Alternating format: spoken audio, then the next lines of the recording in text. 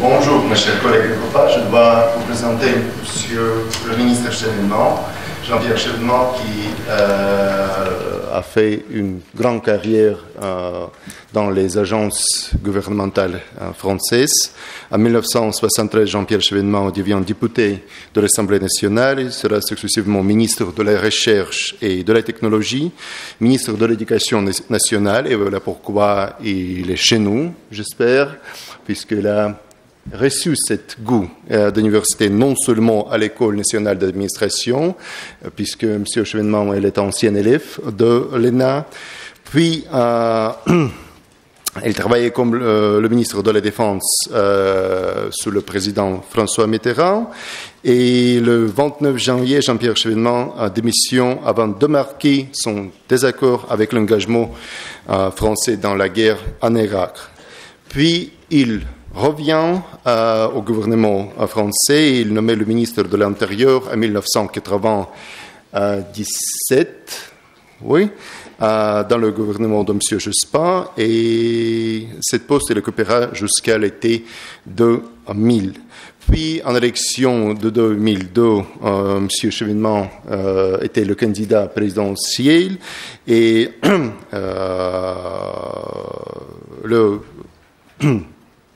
finalement, il annonce son soutien à la candidature de M. François Hollande, qui maintenant est le président de la France. Et le 13 octobre 2002, Jean-Pierre Chevènement est nommé représentant spécial du ministère des Affaires étrangères pour les relations avec la Fédération de Russie. Et en telle qu'elle était, elle présente ici, elle est aussi ancienne amie de notre pays, et si je ne me trompe pas, c'est la seconde ou la troisième fois que M. Chevènement est à Mguimont.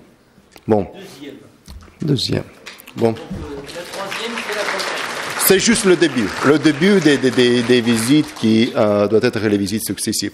Maintenant, nous avons 30-40 minutes pour la présentation et puis 30-40 minutes pour les questions de la part des étudiants du Mguimont. Bon, commençons.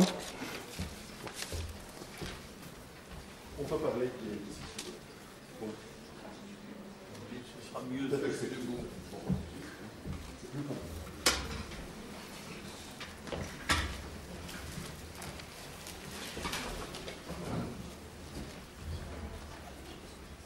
Tout d'abord, bonjour à toutes et à tous.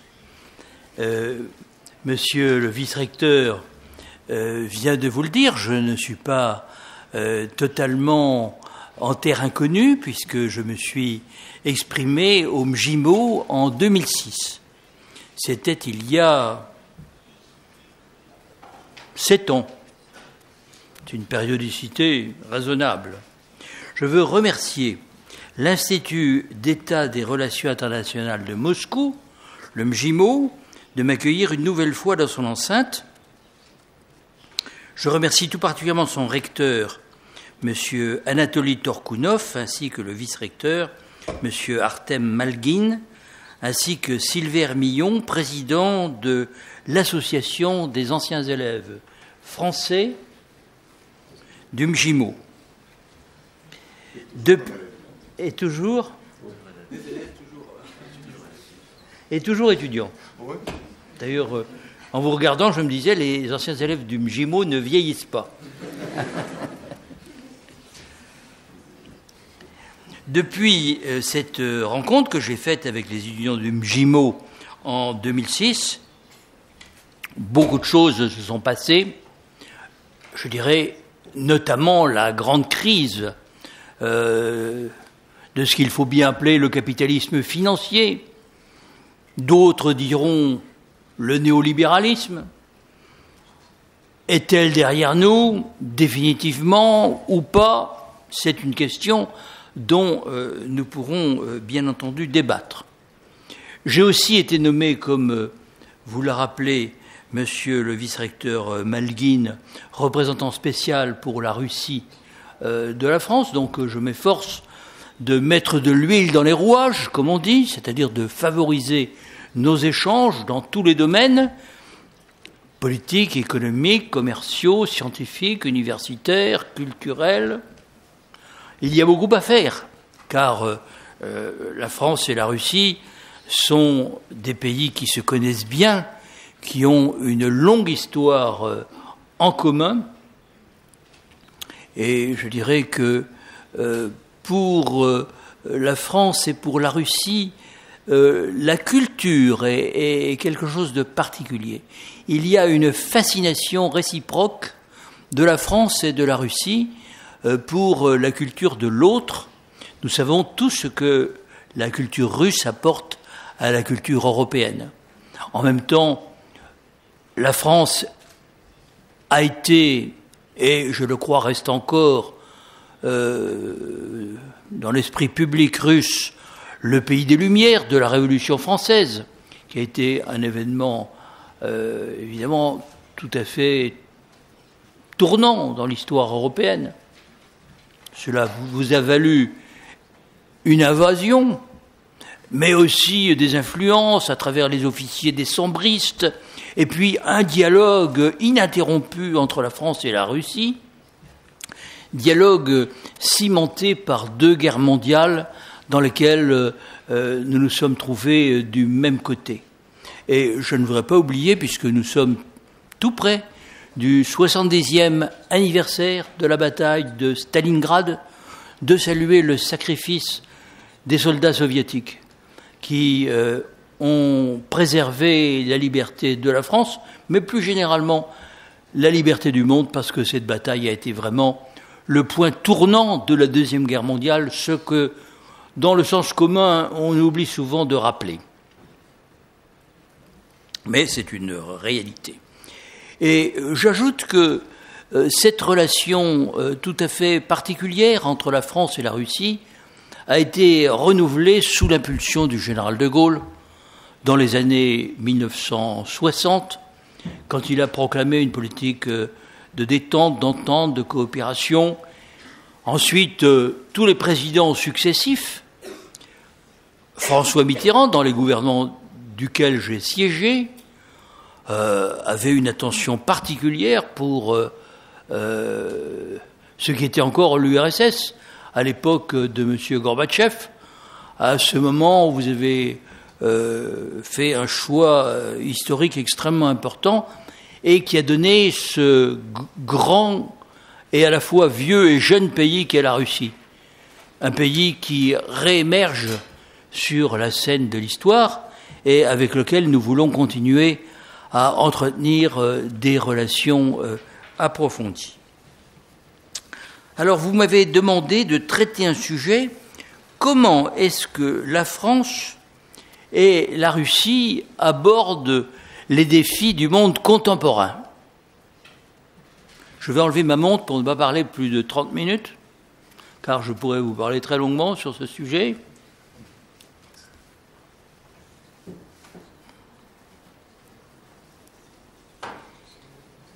Tout d'abord, je crois qu'il faut que nous soyons pleinement conscients de ce que nous vivons, un véritable renversement du monde, et pas seulement une crise, comme on dit.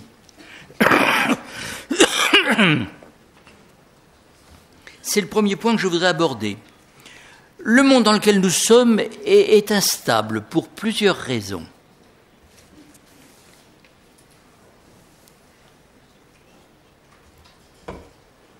Notre président de la République, François Hollande, a parlé de la nécessaire réorientation de l'Europe. Celle-ci ne peut pas se faire, selon moi, sans la Russie. La Russie et l'Europe doivent marcher ensemble. Et enfin, il me semble que dans le monde qu'on qualifie de multipolaire, nous pouvons être peut-être un pôle, en tout cas un môle, de raison à travers les grandes nations qui veulent continuer à peser dans l'histoire. Toutes ne le veulent pas. Mais je pense que la France et la Russie le souhaitent.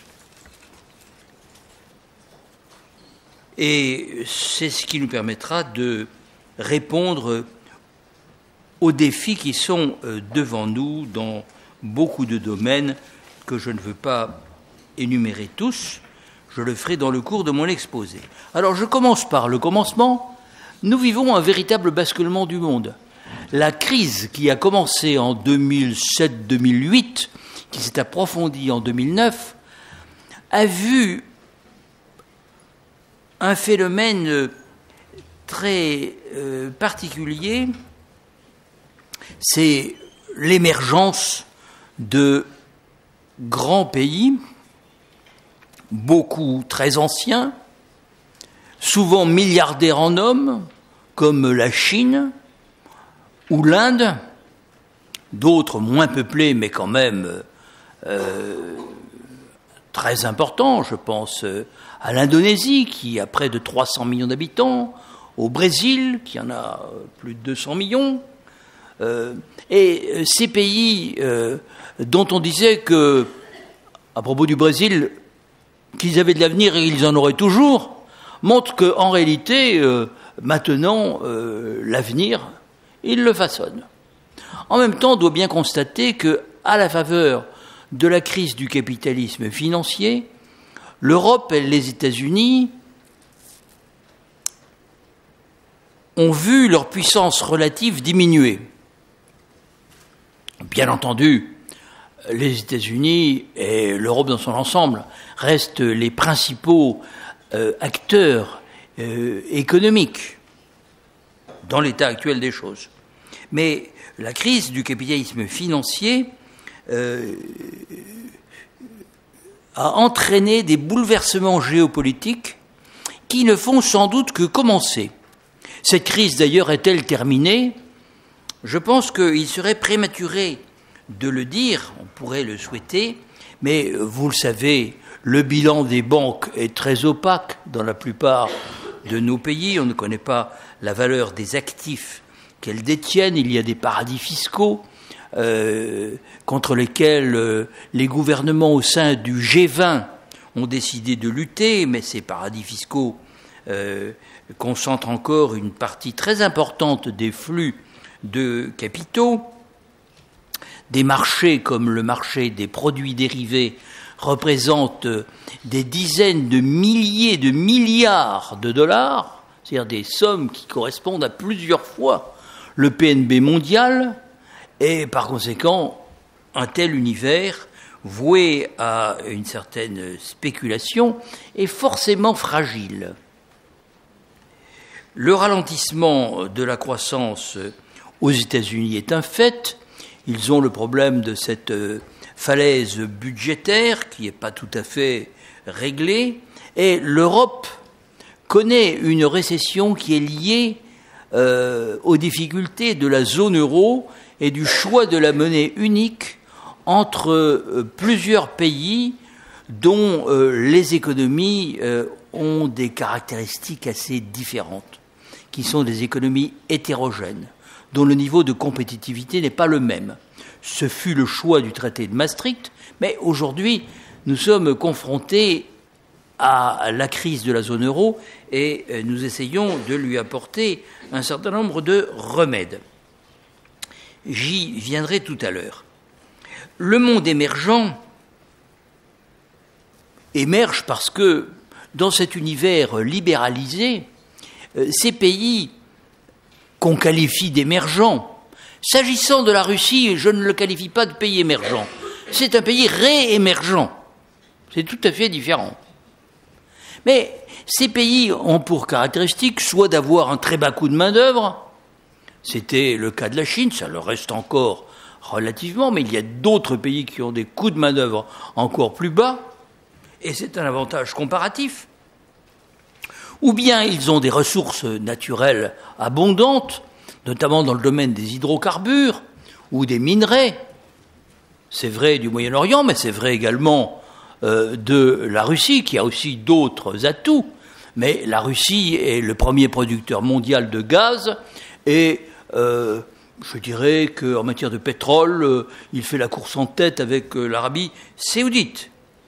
D'autres pays disposent de ressources naturelles, par exemple en matière minière, c'est le cas de l'Australie, de l'Afrique du Sud, de la République démocratique du Congo, ou de ressources agricoles considérables, comme le Brésil qui prétend vouloir devenir la ferme du monde et qui proteste contre la politique agricole commune, qui considère comme un exemple de protectionnisme qu'il faut absolument détruire.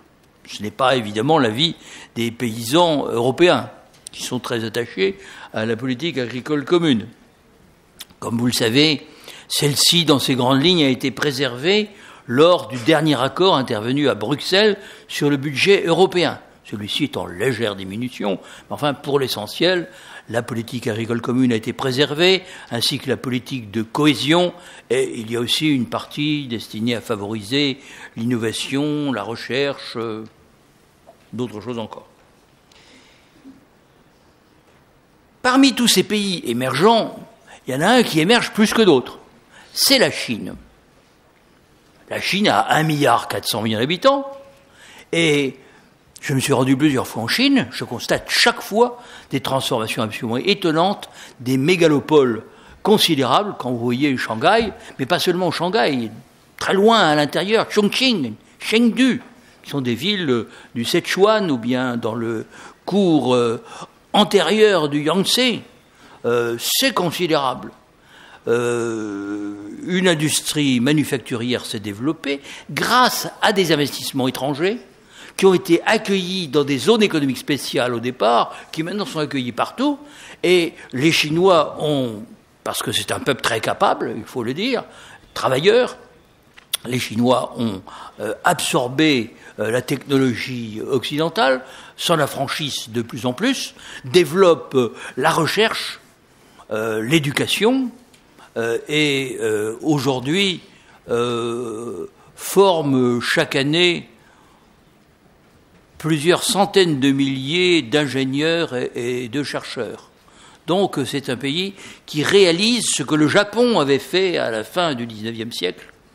Et naturellement, aujourd'hui, c'est la deuxième économie mondiale. La Chine a devancé le Japon. Évidemment, le Japon est beaucoup moins peuplé, 120 millions d'habitants, donc il est beaucoup plus riche, mais la Chine a un taux de croissance à 9%, et on voit déjà le jour où l'économie chinoise, dans les relations internationales, pèsera plus lourd que l'économie américaine. Ça a forcément des conséquences immenses sur les flux commerciaux, sur les besoins, notamment énergétiques de la Chine, qui est obligée d'aller chercher ses hydrocarbures au Moyen-Orient, et peut-être demain, et même déjà aujourd'hui, en Russie. Et je dirais, tout ceci a forcément des répercussions sur le prix des matières premières, des hydrocarbures, dont d'autres pays, comme la Russie, profitent. Néanmoins, on doit se poser la question de savoir si nous n'allons pas vers une nouvelle bipolarité du monde. Je sais que c'est une question qu'on ne traite pas ouvertement. Il y a eu la fameuse bipolarité de la guerre froide entre l'URSS et les États-Unis, mais on peut se poser la question de savoir si on ne va pas vers une nouvelle bipolarité entre les États-Unis et la Chine. La montée de la Chine entraîne aujourd'hui dans son orbite tous les pays de l'Asie sans exception. Tous les pays de l'Asie ont comme premier client et comme premier fournisseur la Chine. C'est vrai du Japon, c'est vrai de l'Inde, c'est vrai de tous les pays de l'Asie. Et je crois même que pour la Russie, qui est aussi un pays étendu en Asie, même si vous êtes évidemment un grand pays européen, aujourd'hui les Chinois sont devenus le premier exportateur sur le marché russe, c'est-à-dire le premier fournisseur de la Russie avant l'Allemagne. Ils réalisent 16 à 17% de vos importations, alors que l'Allemagne réalise 11 à 12%. Donc voilà, on peut se poser la question de savoir vers quel monde nous allons. Et bien évidemment, la Chine a le sentiment de reprendre sa place, car la Chine représentait près de 20 à 25% du PNB mondial au début du XIXe siècle. C'était un pays assez développé, mais qui n'a pas connu la révolution industrielle. Et vous le savez, ils ont subi les traités inégaux, la guerre de l'opium, les expéditions britanniques, je dois le regretter, également françaises, puis ensuite la guerre du Japon. Ils ont ressenti tout cela d'une manière très vive. L'empire chinois s'est écroulé en 1911. République a été proclamée avec Sun Yat-sen. Un régime communiste a fini par émerger avec Mao Tse-tung, mais pendant un siècle, les Chinois ont vécu à l'heure de l'humiliation.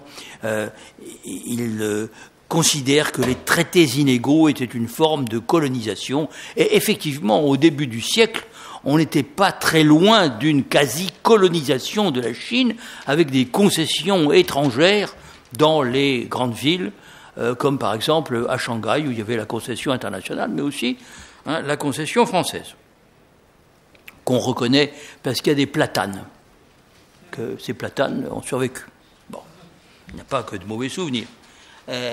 Donc, la question qui se pose, c'est de savoir si nous allons vers une nouvelle bipolarité du monde, les États-Unis structurant autour d'eux tout ce qu'on appelle, à tort ou à raison, je vais y venir, l'Occident. Alors, qu'est-ce que l'Occident ?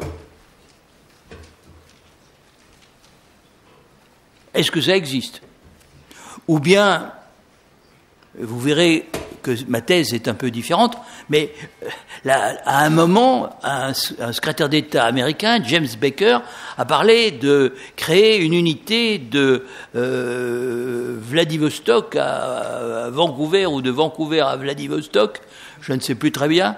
C'est-à-dire que dans la vision de James Baker, l'Occident englobait la Russie. Mais ça n'a pas toujours été la position américaine.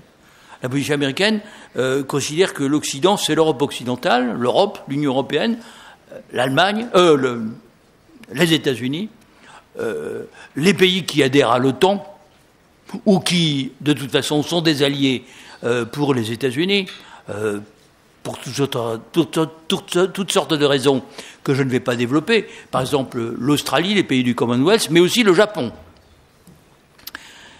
Et ces deux thèses existent dans l'esprit de ceux qu'on appelle les occidentalistes, que je ne suis pas.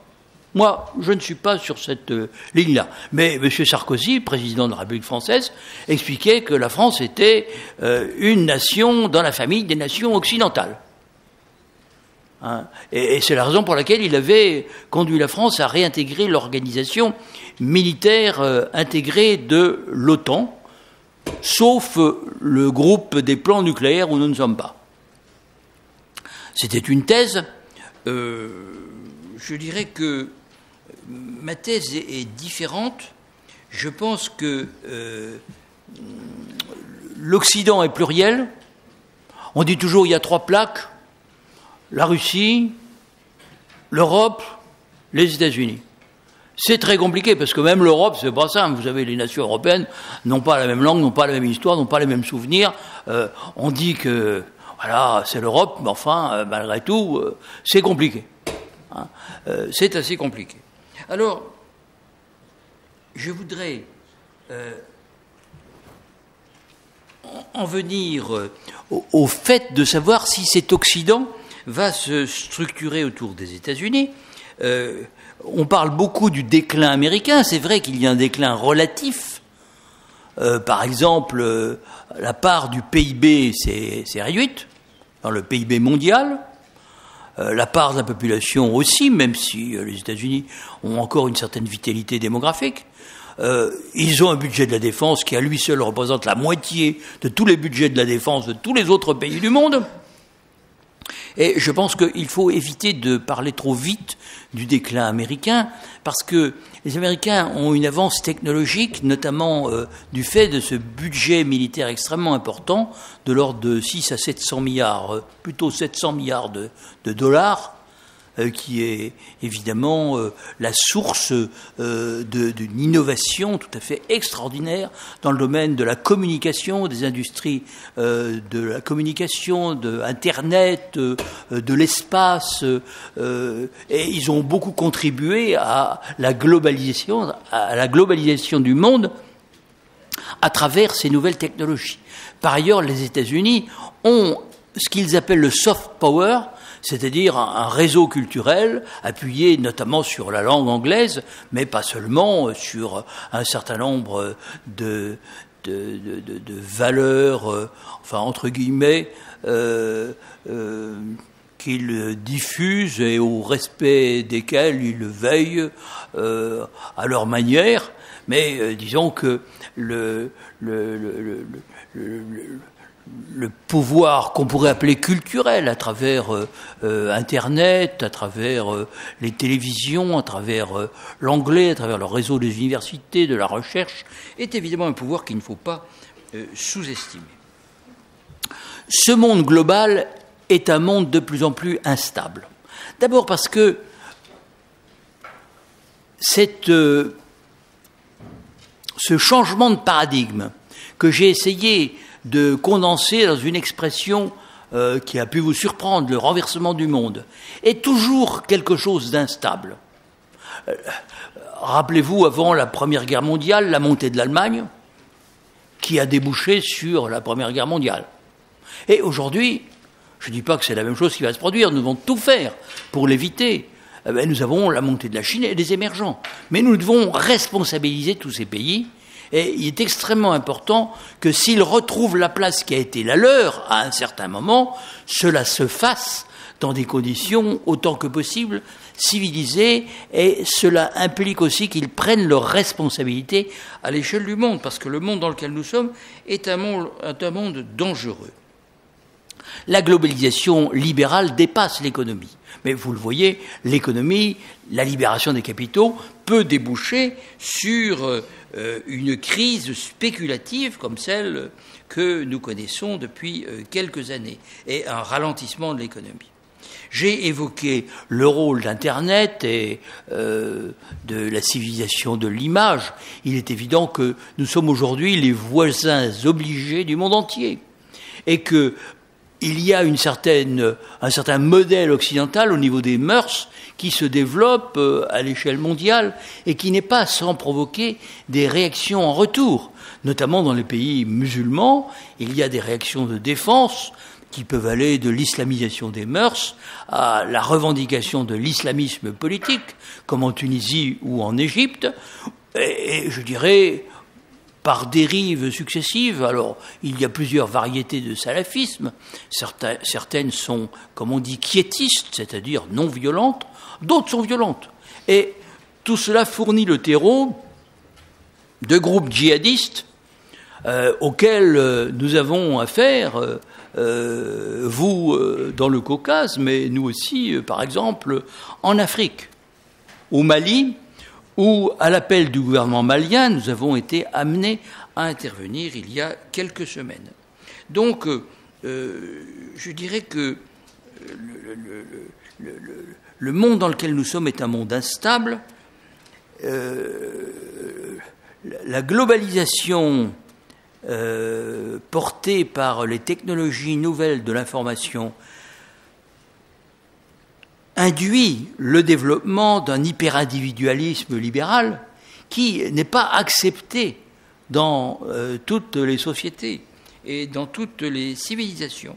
En même temps, la globalisation est la source de phénomènes d'instabilité, développement de réseaux criminels, trafic de drogue, réseaux pédophiles, piraterie. Alors la piraterie, c'est vraiment des pays qui n'existent plus, mais qui tirent leurs ressources d'actes de piraterie, comme la Somalie. Le terrorisme aussi, avec les prises d'otages. Et j'ai évoqué le problème de l'islamisme politique qui doit nous faire réfléchir, parce qu'il y a un endroit où il faut qu'une limite soit posée. Nous ne pouvons pas accepter le déchaînement d'une violence internationale. Ça n'est pas possible. En même temps, dans ces pays, il y a des contradictions. Nous le voyons en Tunisie et en Égypte. Ces contradictions manifestent le fait qu'une partie de ces sociétés n'acceptent pas l'application de la loi islamique qu'on appelle la charia, le mot charia ayant d'ailleurs des significations extrêmement différentes selon les écoles et selon les pays. Ça peut aller jusqu'aux mutilations, on coupe la main des voleurs, etc. Et je dirais que les femmes, dans des pays évolués comme la Tunisie, n'acceptent pas l'application de la charia. C'est même vrai en Égypte, de même qu'il y a des minorités importantes, pas seulement chrétiennes comme les Coptes, mais des minorités de gens modernes qui ne sont pas majoritaires souvent, mais enfin qui n'acceptent pas ce type de société.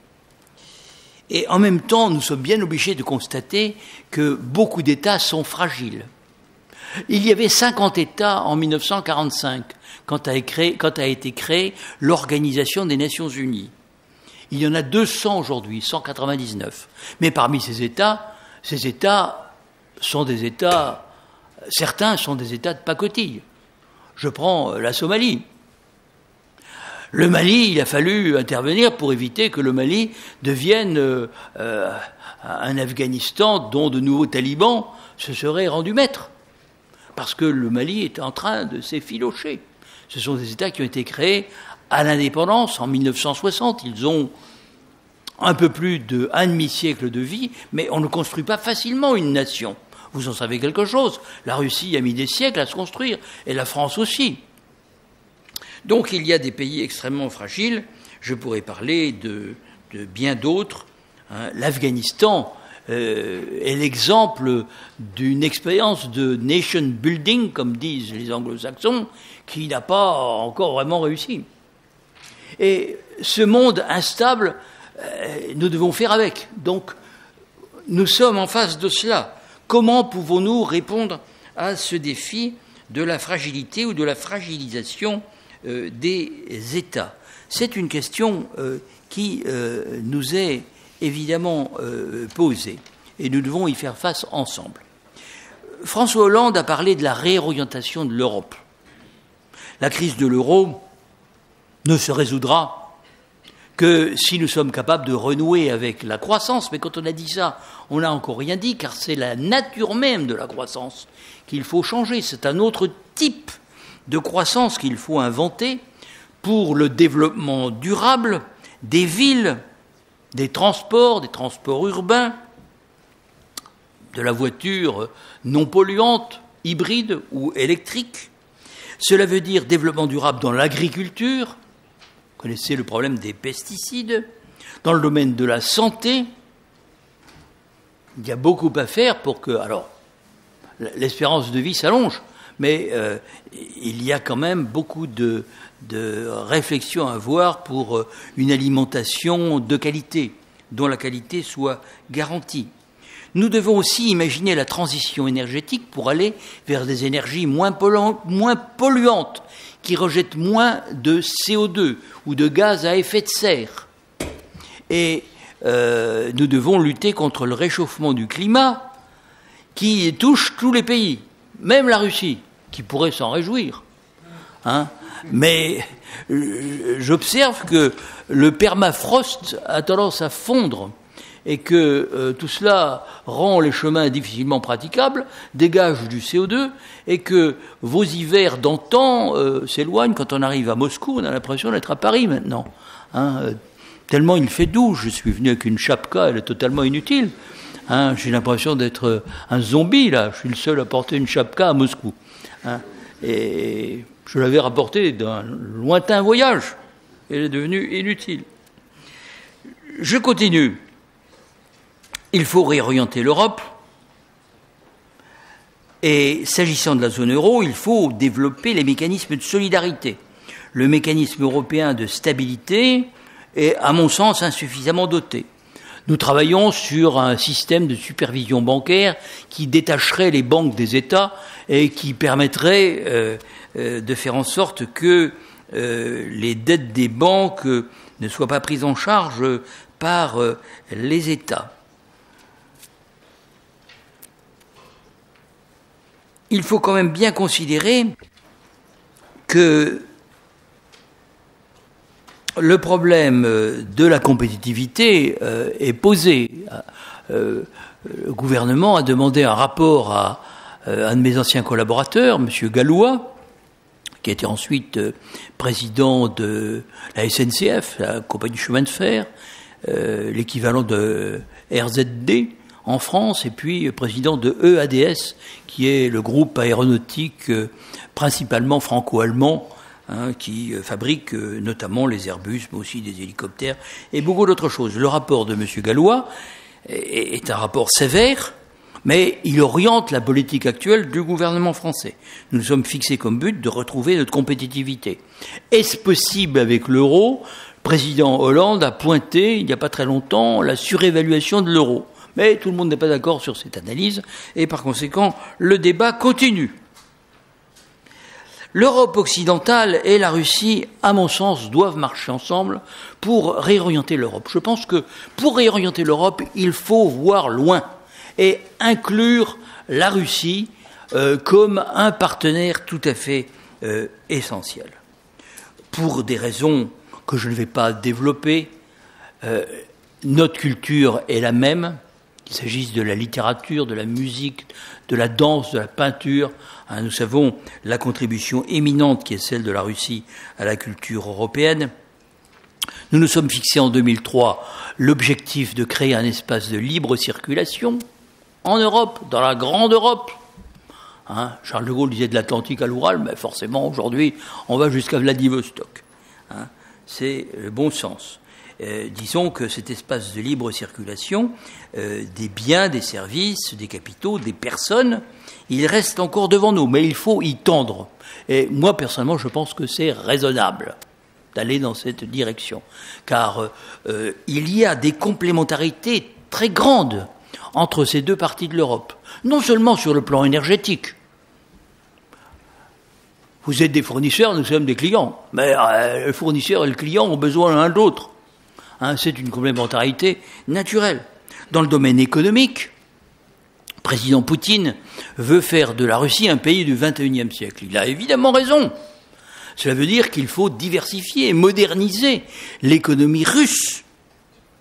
Et la France, avec d'autres pays de l'Europe occidentale, doit prendre toute sa place dans cette modernisation, car comme les Chinois, vous avez besoin de capitaux et surtout de technologies extérieures. Dans tous les domaines, c'est nécessaire. D'ailleurs, il n'y a aucun pays qui puisse se priver d'importer des capitaux et des technologies et des savoir-faire. Nous vivons dans un monde tellement interconnecté. Alors, la modernisation de la Russie, elle se fait dans tous les domaines. L'état de droit. L'état de droit, c'est une œuvre de longue haleine. Nous le savons très bien. Depuis la Révolution française, nous continuons à tirer des leçons et nous considérons toujours que la République est une idée neuve. Vous-même, vous vivez sous un régime constitutionnel et les choses se passent conformément à la Constitution depuis pratiquement 1992. Elle est de 92, votre Constitution, ou 93. Par là.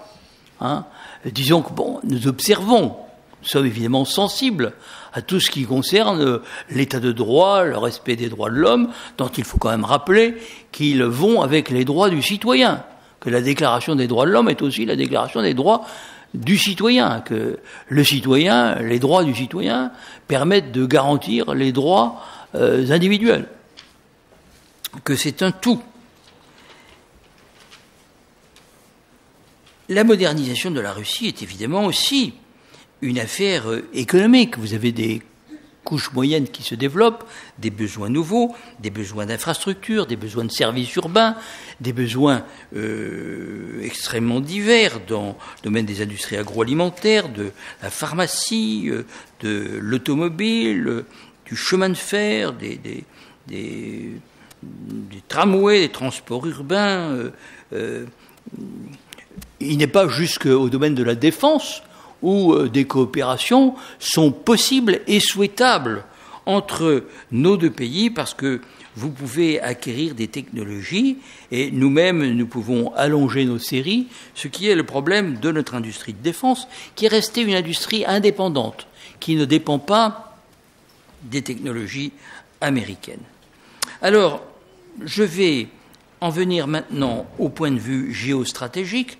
Je vous l'ai dit tout à l'heure, je pense que nous devons comprendre le monde vers lequel nous allons comme un monde, je ne dirais pas multipolaire, mais en tout cas pluriel. L'Occident est pluriel, mais le reste du monde, le deuxième monde, comme disent certains, il est lui-même pluriel.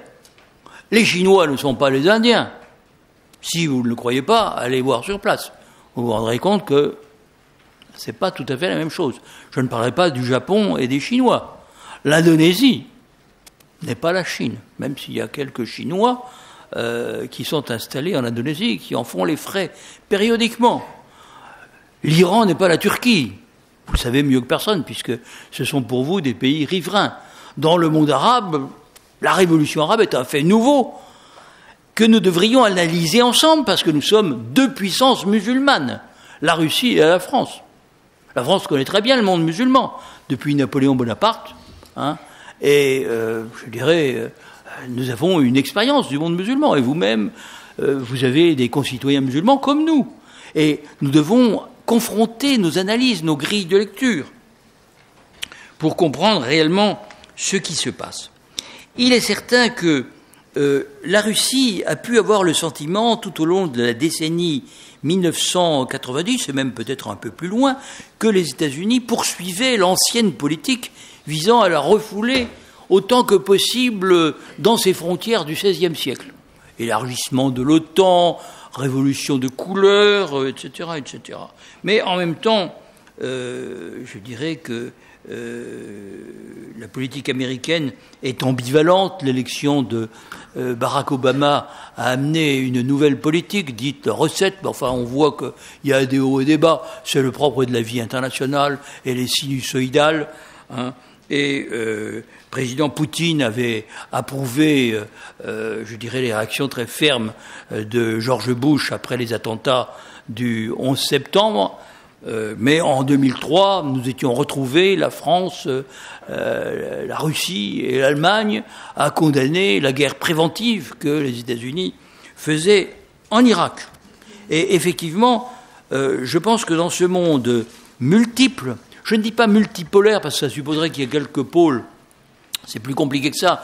Il y a des nations qui, je dirais, sont de grandes nations qui veulent participer à l'histoire, s'il y a aussi des États faibles. Mais tout État est respectable, il faut lui donner le temps de se construire. Dans ce monde qui est un monde instable, pour les raisons que je viens de vous dire, il y a quand même une institution qu'il faut préserver, c'est l'ONU, l'Organisation des Nations Unies. On dit bien nation.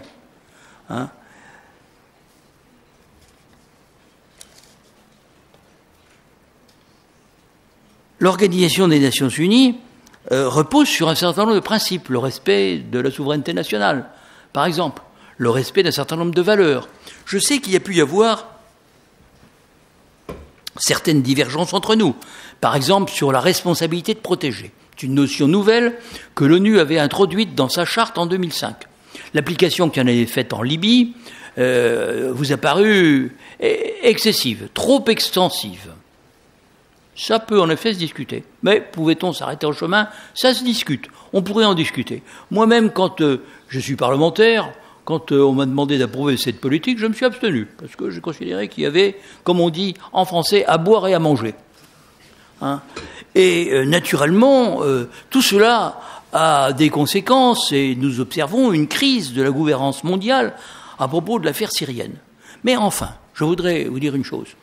Ni la Russie, ni la France ne souhaitent voir un régime djihadiste émerger en Syrie. Nous sommes attachés à l'intégrité des frontières de la Syrie. Si nous partons de points de vue différents, nous pouvons aller vers un objectif commun. C'est à cela que nous devons nous attacher pour essayer de sortir d'une crise qui est meurtrière et qui n'a que trop longtemps duré.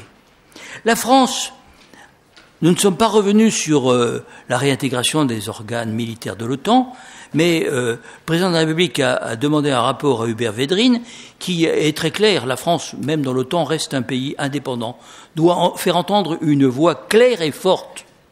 Et comme je le disais tout à l'heure, nous ne faisons pas partie du groupe des plans nucléaires de l'OTAN. Nous avons une dissuasion qui reste une dissuasion indépendante.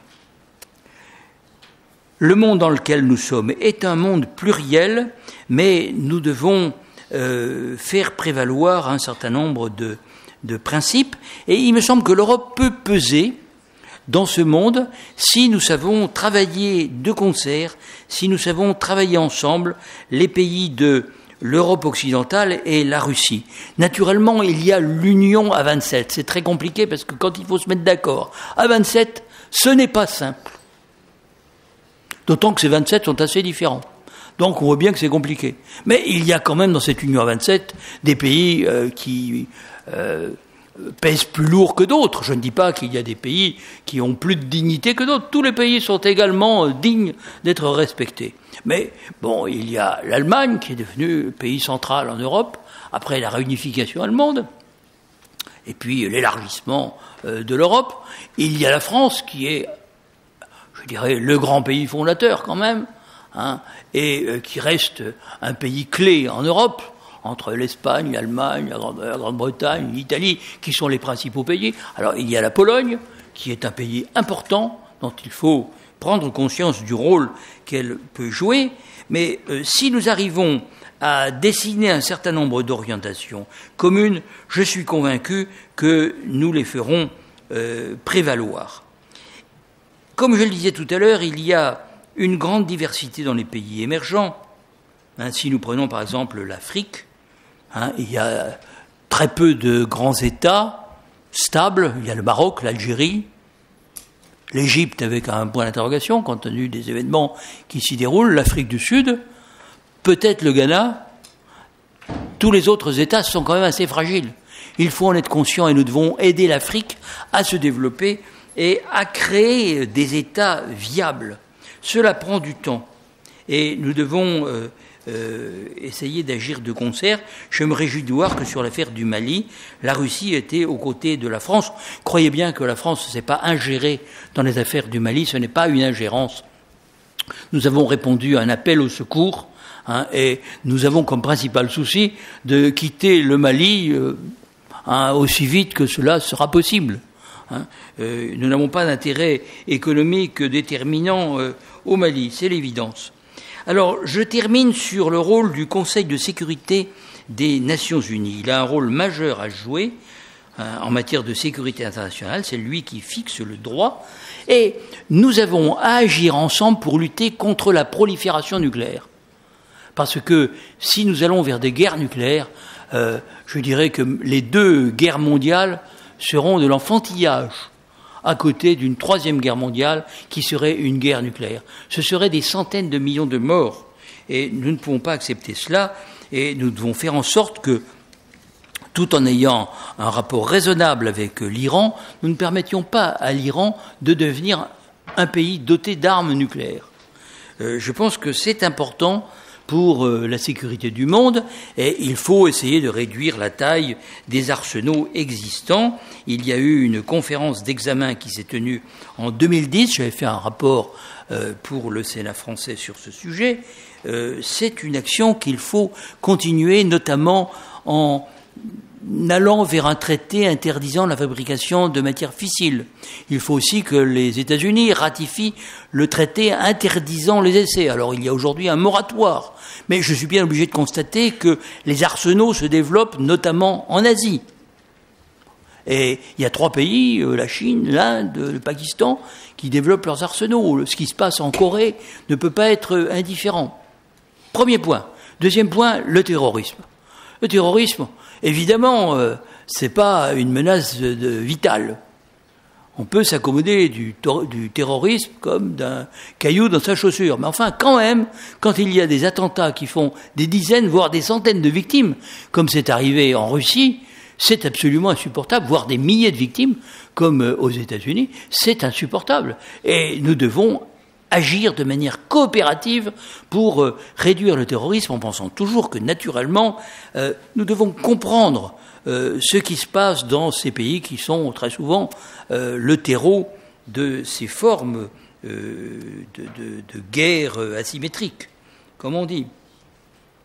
Il y a la lutte contre la criminalité, les trafics, notamment le trafic de drogue.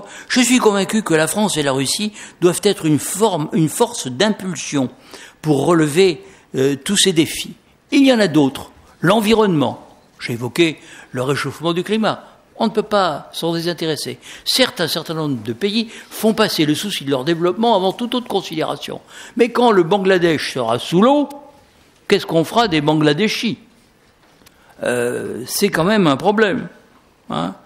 Et je voudrais plaider devant vous, et pour terminer, sur cette idée que je tiens d'un grand orientaliste français, qui était aussi mon ami, il est mort aujourd'hui, Jacques Berck, qui parlait du dialogue des civilisations et des nations, et qui expliquait toujours que il ne fallait jamais s'ingérer pour, par exemple, étendre la démocratie, mais il fallait prendre appui sur la motivation de chaque peuple pour l'amener à importer des concepts ou des outils qui étaient peut-être étrangers à sa tradition, mais qu'il pouvait s'incorporer. Et qu'en même temps, dans sa propre tradition, il pouvait puiser des notions qui lui permettraient d'avancer. Et il insistait sur la nécessité d'une bonne connaissance des différentes aires culturelles. J'ai évoqué l'islam. Bon, nous gagnerions à rapprocher nos conceptions sur ce sujet. Le dialogue avec la Chine ne va pas de soi, parce que les Français, les Russes, les Chinois ne pensent pas forcément de la même manière. Ils n'ont pas les mêmes mots, ils n'ont pas le même fonctionnement. Ils utilisent des idéogrammes très nombreux. Hein. Il faut en connaître au moins 5000 pour être à peu près au niveau. Il y en a 20 000. Ça fait travailler le cerveau d'ailleurs, c'est très bon. Et nous utilisons un alphabet avec 24 lettres. Alors, voilà, il faut essayer de développer cette conception du dialogue au service de valeurs que nous disons universelles. Nous pensons qu'elles valent pour tous les hommes et pour toutes les femmes. Chaque peuple doit donc faire l'effort de comprendre les autres. La France n'aspire à rien d'autre qu'à la stabilité, à la paix, à la compréhension et au développement de tous les peuples du monde. Nous savons que c'est une tâche très difficile, mais nous pouvons y œuvrer ensemble et nous pensons que la Russie est une puissance absolument incontournable dans le monde du XXIe siècle. C'est une grande nation qui peut échapper aux difficultés qui ont été les siennes tout au long de l'histoire et connaître un développlement qui assurera non seulement son décollage, parce que vous avez décollé depuis longtemps dans beaucoup de domaines, mais qui assurera pleinement cette vocation de grand pays moderne qui vous a été en quelque sorte fixée par vos dirigeants, mais c'est une perspective que nous faisons pleinement nôtre. Nous considérons que c'est autour de cette perspective que nous pouvons travailler ensemble de manière féconde. Je vous remercie.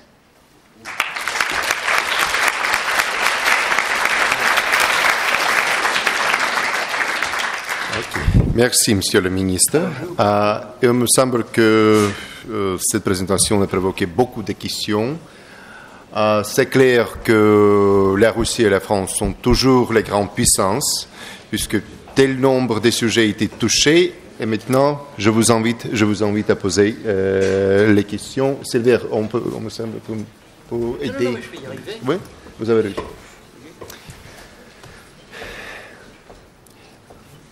Bon, les questions.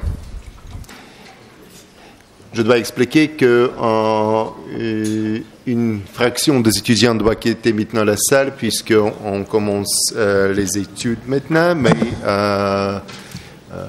bonjour. La majorité reste avec nous.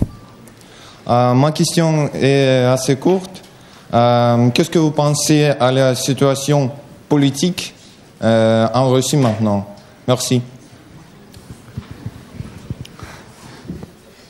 Alors, comme je vous l'ai dit, comme tout républicain français qui se respecte, je suis attaché au développement de l'état de droit. Donc, nous sommes sensibles à ce qui est fait pour aller dans cette direction. Nous pensons en même temps que c'est à la Russie de trouver en elle-même les ressources qui lui permettront d'avancer dans cette direction. Naturellement, nous vivons dans un monde globalisé, interconnecté. Donc tout cela circule et nous faisons confiance à la Russie pour trouver des solutions aux problèmes qu'elle rencontre. Il y a des élections, nous ne remettons pas en cause le résultat des élections qui se sont déroulées en 2012 en Russie. Voilà, la Russie a ses propres institutions, sa périodicité, et ne nous ingérons pas dans le fonctionnement de ces institutions. Nous respectons la Charte des Nations Unies. Bon, pas plus des agents provocateurs. Oui, c'est votre question, oui. Non? Vous avez des questions? Microphone, dайте, пожалуйста.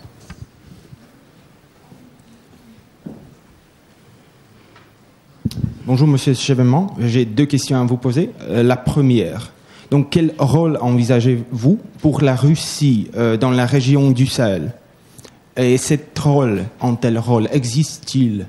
Et la deuxième question, prenons le New York Times d'hier par exemple. La première page, c'est bien évidemment le pape. La deuxième page, un journaliste anglais accuse la France de mener une politique de néocolonialisme.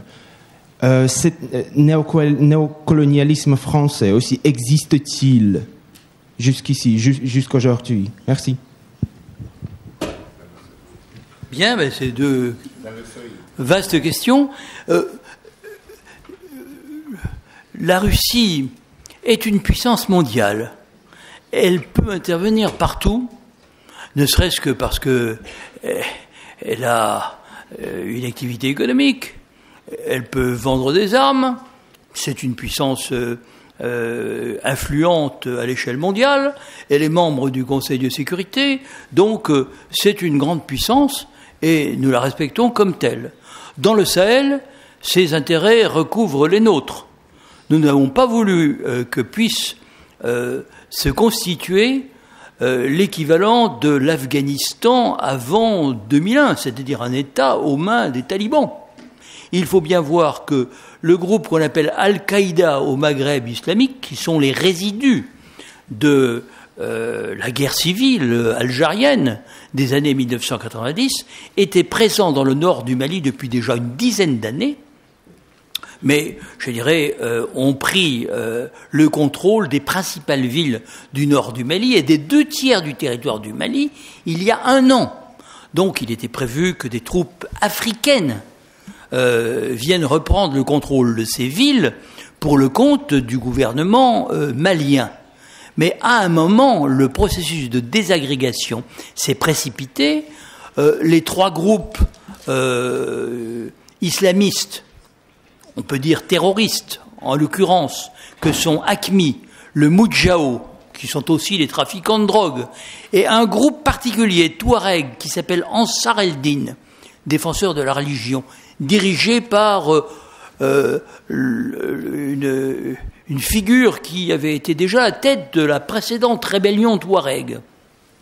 Enfin, ces 3 groupes, à un moment, se sont coalisés et ont décidé de marcher vers le sud en direction d'une ville qui s'appelle Sévéré, et puis Bamako derrière. Sévéré, c'est le grand aéroport qui, évidemment, commande toute la région. Je précise que le sud du Mali est évidemment très peuplé. 90% de la population est au sud du Niger. Donc, quel rôle peut jouer la Russie? Eh bien, la Russie a approuvé l'action de la France. Je pense qu'à l'ONU, elle a voté un certain nombre de résolutions qui permettaient l'intervention des pays de la CEDEAO, Communauté économique de l'Afrique occidentale, et elle a également approuvé l'intervention de la France conformément à l'article 51 de la Charte des Nations Unies, c'est-à-dire un État, le Mali, son président, M. Traoré, qui appelle au secours. Dans la nuit, il faut prendre une décision. Il n'y a pas de bonne décision dans ces cas-là. Il y a une décision très mauvaise et une moins mauvaise. Le président de la République a pris la moins mauvaise des décisions et nous avons envoyé des troupes pour barrer la route aux colonnes motorisées d'AQMI et de gens qui sont des terroristes terrifiants. Il faut se rappeler que l'Algérie, elle a eu entre 100 et 200 000 morts de 1990 à 2000. Et on a vu la prise d'otages à Tiguen-Tourine, In Amenas, dans l'Est algérien, tout près de la Libye. Ce sont des gens qui ne font pas de cadeaux. Ils sont prêts à tuer, et ils sont d'ailleurs prêts à mourir eux-mêmes, puisqu'ils vont aller dîner avec le prophète. Donc, je dirais, ce sont des adversaires redoutables, puissamment armés, puisqu'ils avaient hérité de l'arsenal libyen, et aussi d'autres armes, certaines qui avaient été livrées à l'armée malienne. Donc, situation extrêmement difficile. Je dirais que la Russie nous a aidés sur le plan logistique, c'est-à-dire qu'elle nous a loué un certain nombre d'avions. Alors, je ne sais pas si c'est la Russie ou l'Ukraine. Enfin, un Antonov, un Antonov. On a vu des Antonov qui transportaient nos troupes, parce qu'il fallait faire vite. Voilà. Alors, est-ce que ce journaliste britannique que vous évoquez représente l'opinion de son gouvernement ? Certainement pas. Son gouvernement nous a approuvé, se tient fermement à nos côtés, nous a même mis des avions à disposition et coopère avec nous sur le plan du renseignement dans toute cette région où il y avait autrefois des colonies britanniques. Le Ghana, la Sierra Leone, le Nigeria surtout, lui-même déchiré de querelles intestines avec un mouvement islamiste qui s'appelle Boko Haram, ce qui veut dire à bas l'éducation. Quand on le traduit, Boko Haram, mais ce sont évidemment des mouvements extrêmement dangereux, et tout cela fait des centaines de victimes, je dirais semaine après semaine. Donc, est-ce qu'il y a un néocolonialisme français ou anglais ? Écoutez, il y a peu de richesses dans cette région du monde, dans l'état actuel des choses. Il y a peut-être des richesses qu'on ignore dans le sous-sol. Il y a des richesses pétrolières, mais les pays pétroliers sont plus au sud. C'est l'Angola, le Gabon, le Tchad, plus à l'est. Il n'y en a pas en Afrique de l'Ouest. Il y a sûrement quelques gisements de bauxite en Guinée. Il y a un gisement d'uranium au Niger. Mais vous savez, les Chinois sont très présents aussi aujourd'hui, et les Américains. Et je dirais que pour les Africains, c'est aussi une chance que tous les grands pays maintenant s'intéressent à l'Afrique. Je pense que d'abord ça fait monter le cours des matières premières, selon le mécanisme que je vous décrivais tout à l'heure, et par conséquent ça contribue à la croissance des pays africains. Mais en même temps, est-ce qu'on va toujours parler du colonialisme, etc. Vous savez, la population du Mali était très heureuse de voir arriver les troupes françaises qui ont été très bien accueillies. Je ne sais pas si vous avez vu ça à la télévision, mais ils agitaient les petits drapeaux français. Peut-être qu'on montrait ça seulement à la télévision française. Peut-être qu'on ne l'a pas montré à la télévision russe. Ça, c'est possible. Mais en tout cas, en France, nous avons été rassasiés d'images qui évoquaient la libération de la France en 1944. Je ne pense pas qu'on puisse parler de néocolonialisme. Très franchement, la France n'a pas l'intention de s'éterniser au Mali. Plus vite, nous serons remplacés par des troupes africaines ou par des troupes de l'ONU. Mieux ça vaudra. Et nous comptons sur une résolution de l'ONU. Évidemment, qui dit résolution de l'ONU dit coopération des 5 membres permanents du Conseil de sécurité. Alors, dans ces 5 membres, il y a la Russie, il y a la Chine, il y a les États-Unis, et puis il y a la France et la Grande-Bretagne. Alors voilà, on pourrait élargir, mais c'est très difficile de trouver un accord. Puis plus on est nombreux, plus c'est difficile. Déjà que c'est pas très commode. Alors, ma réponse est franchement négative. Je pense que la colonisation, c'était il y a 60 ans. Et je vais vous dire, moi, je suis un homme d'un certain âge, on peut dire. J'ai connu cette époque-là. Et dans ces régions, la France respectait les institutions. À tort ou à raison, la chefferie traditionnelle, la ménocale. On acceptait de ne pas trop toucher à la société touareg. Il y avait quelques pelotons de méharistes qui, à dos de dromadaires, maintenaient l'ordre. Dans ces immenses régions qui font 6-7 000 kilomètres de long, de l'Atlantique à la mer Rouge, et 2 000 kilomètres de nord au sud. Comment maintenir l'ordre ? C'est très difficile. On le faisait à moindre frais.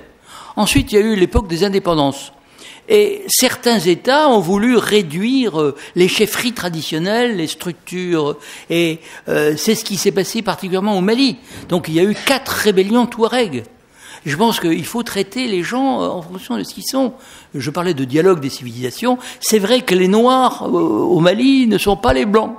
Enfin, quand je dis les Blancs, ils sont quand même assez métissés. Enfin, ils se considèrent comme des peaux blanches, c'est l'expression qui est employée à propos des Touaregs et des Arabes. Touaregs n'étant pas des Arabes, mais des Berbères. Hein. Alors, ce sont des sociétés assez compliquées. Les 4x4 ont largement remplacé les dromadaires. Il y a beaucoup de problèmes de développement et la Russie pourrait intervenir utilement dans un grand programme de développement du Sahel pour, par exemple, restaurer, par des travaux d'hydraulique agricole, ce qui existe, c'est-à-dire des petits oueds qui cheminent dans la profondeur, mais il y a des arbustes, il y a des chèvres, il y a des ânes, il y a des dromadaires, il y a une petite culture qui se développe, il y a des oasis. Autrefois, c'était des régions fertiles. Vous trouvez des peintures rupestres qui vous montrent des autruches, des bœufs, des gazelles, des girafes, des éléphants. Enfin, le réchauffement climatique a frappé dans ces régions. Mais on peut quand même, avec les ressources de l'intelligence, l'irrigation notamment dans le sud, favoriser la culture du coton, du riz, etc. Donc tout ça n'est pas désespéré. Ce sont des peuples souvent intelligents, agréables, pour lesquels on peut avoir beaucoup d'affection. Alors j'ai répondu aux 2 questions. Il nous reste la dernière question, puisqu'il faut éviter la suite. Ouais. Bonjour, je m'appelle Evgenia Pouzikova, étudiante en 2e année du master, du double master ICN Guillemot. J'ai une courte question. Monsieur Chevènement, vous avez évoqué que nos 2 pays ont une convergence historique au niveau de la culture.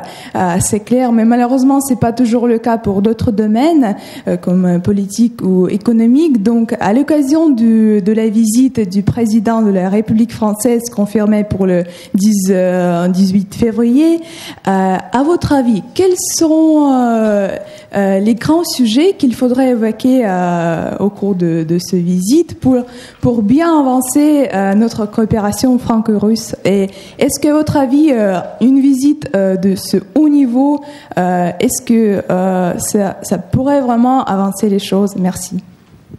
Oui, merci.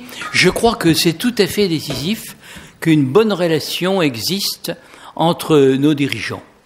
Ça a toujours été le cas, et quand cette bonne relation a existé au sommet, eh bien, toutes les difficultés se sont aplanies dans les autres domaines. Et nous avons beaucoup à faire, non seulement sur le plan culturel, sur le plan des médias, par exemple, sur le plan universitaire, sur le plan des visas, mais aussi sur le plan économique. Hein, non seulement l'énergie, mais les transports, les services urbains, tous les domaines que j'ai évoqués tout à l'heure. Il y a, je crois, beaucoup d'entreprises françaises qui peuvent contribuer à la modernisation, à la diversification de l'économie russe. Les Allemands ont, je crois, 3000 implantations. Les Français, 4 ou 500. Ce n'est pas suffisant, il faut rééquilibrer les choses. Hein. Alors les Italiens sont plus pressants que nous même. Il y a un retard. Mais je connais peu de domaines, y compris les domaines qui touchent aux industries d'armement, où nous ne pourrions pas faire beaucoup de choses ensemble. Donc, il faut voir que nous voulons rester indépendants, nous voulons participer à l'histoire du monde, nous sommes attachés à la préservation des grands équilibres géostratégiques, nous voulons œuvrer pour que l'Europe devienne un espace de libre circulation, et nous souhaitons prendre notre part dans la transformation de la Russie en un grand pays moderne du XXIe siècle. Voilà. Alors, et puis par ailleurs, nous avons toutes les responsabilités qui nous incombent en tant que membres permanents du Conseil de sécurité de l'ONU pour faire face à tous ces phénomènes déstabilisants que j'évoquais tout à l'heure. Criminalité, terrorisme, trafic de drogue, lutte contre le réchauffement climatique, lutte pour le développement et maintien de la paix. Parce que le maintien de la paix n'est pas une évidence au XXIe siècle. On pourrait très bien imaginer que la deuxième globalisation américaine débouche sur une suite aussi catastrophique que la première mondialisation, qui était plutôt sous égide britannique. Mais nous devons éviter cela. J'ai une question. Ça ne vous a pas échappé, je ne suis pas étudiant, mais je suis un Français résidant à Moscou. Bonjour monsieur. J'ai été très interpellé par le sujet de votre intervention et par votre personnalité. Et je voulais savoir si, pour répondre au thème d'aujourd'hui qui est quel avenir pour la France et la Russie, si ça passe pas par une réforme fondamentale de l'engagement de la France dans l'Union européenne. Est-ce que le patriote que vous êtes, qui avait été le défenseur en 92 des intérêts de la France face au traité de Maastricht, est-ce que aujourd'hui vous ne vous sentez pas tiraillé entre deux modèles, celui auquel vous croyez et celui aujourd'hui qui est en place et qui, il faut le dire, aujourd'hui laisse une France moins audible, moins visible d'un point de vue international. Donc ma question, est-ce que l'avenir de la France avec la Russie ne passe-t-elle pas par une réforme fondamentale du modèle européen ? Je pense que c'est moins le modèle européen qu'il faut changer que le modèle français. C'est-à-dire que beaucoup de choses passent par la confiance de la France en elle-même, sa volonté de continuer son histoire, sa capacité de se faire entendre en Europe et de réorienter cette construction européenne. C'est ce que le président Hollande a entrepris de faire. Alors il le fait avec ses moyens, en cherchant à élargir ses marges de manœuvre, mais c'est cette volonté de la France qui est importante parce qu'elle seule peut permettre de peser sur le cours des choses. Il y a des élections dans chaque pays européen, il va y en avoir en Italie, il y en aura en Allemagne à la fin de l'année.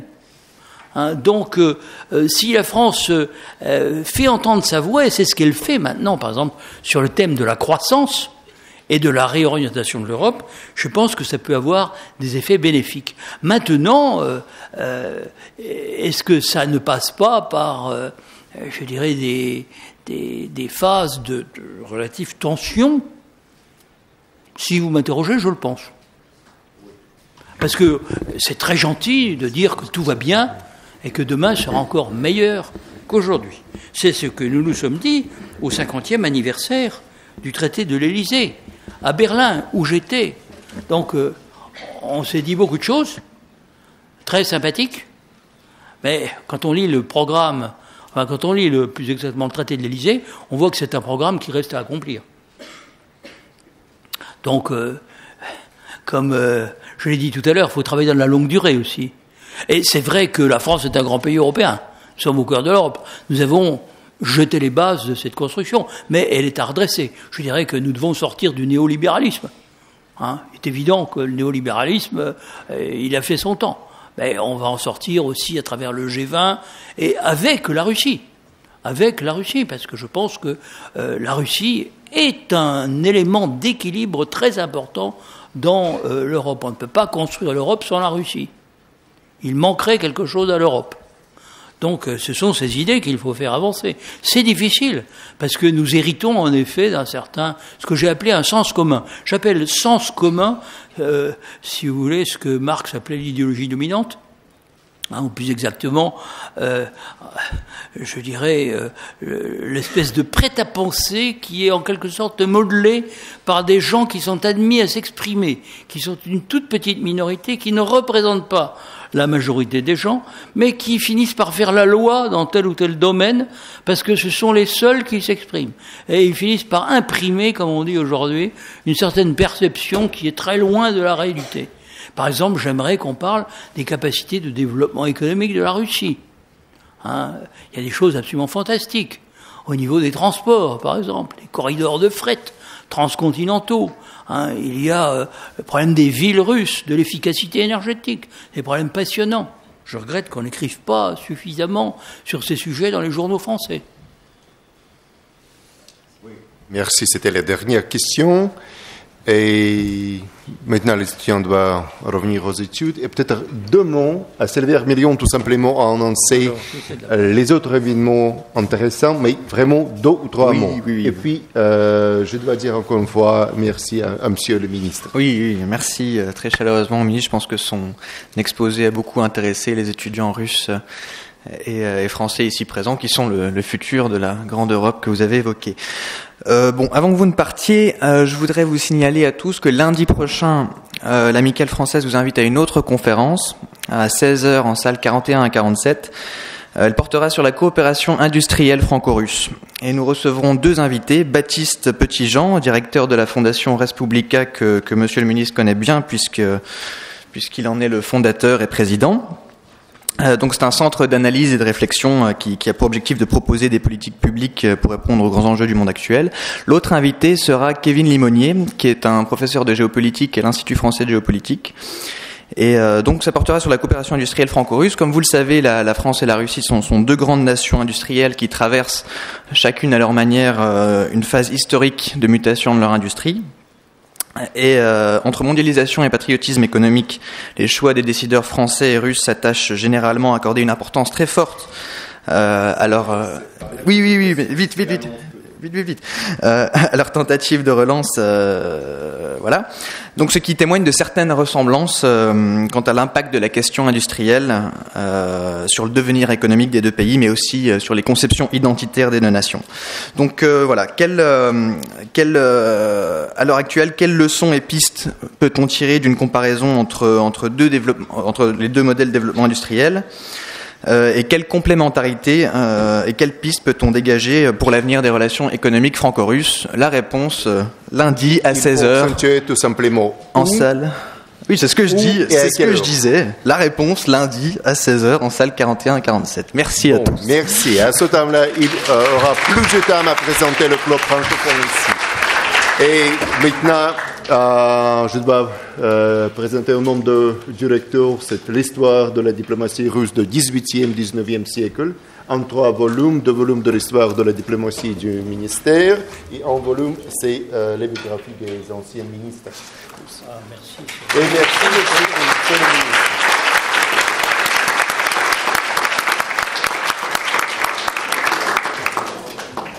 Très bien.